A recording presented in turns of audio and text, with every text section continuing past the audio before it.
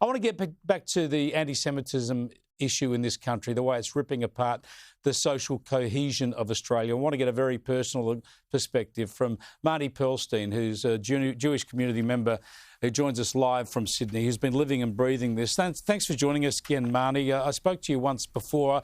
It's great to get the perspective of people like you, because you don't head up an organisation, you're not involved in politics directly, you're just talking as a member of the Jewish community. And I want to find out how this is impacting on people as they go about their daily lives, particularly in the eastern suburbs of Sydney now. We know about the horror of the synagogue fire in Melbourne, but now there have been these 2 car fires and graffiti attacks in the eastern suburbs of Sydney where you live. What's the impact been on people and families in the area? Chris, I'm very grateful to have the opportunity to advocate for my community, but I have to say that I think that we are embarrassed that our tiny little community is taking up this much of the national conversation and this much space at the table. The Jewish people make up 0.5% of the Australian population, 0.5%.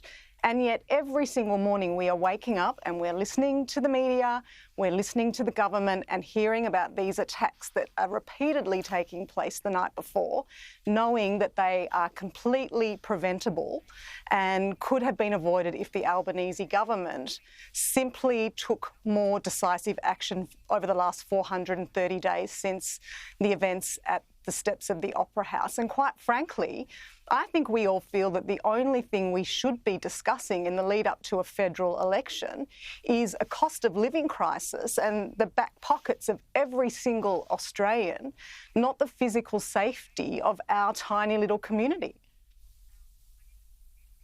But you don't want us to ignore this issue. This issue is being thrust upon you, right? I mean, you must be concerned for your own family members, for your own children, for these sorts of threats to be coming right to the very heart of your own neighbourhoods.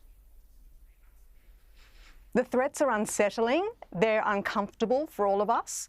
But we are a strong and resilient community, and we will not be defined by hatred. We stand here with all decent Australians wanting to contribute to this society, and that's what we are going to do. These threats are designed to create social division and hatred, and yes, they are unsettling and they're unpleasant, but we are not going to be defined as a community by the hatred that's being shown towards us.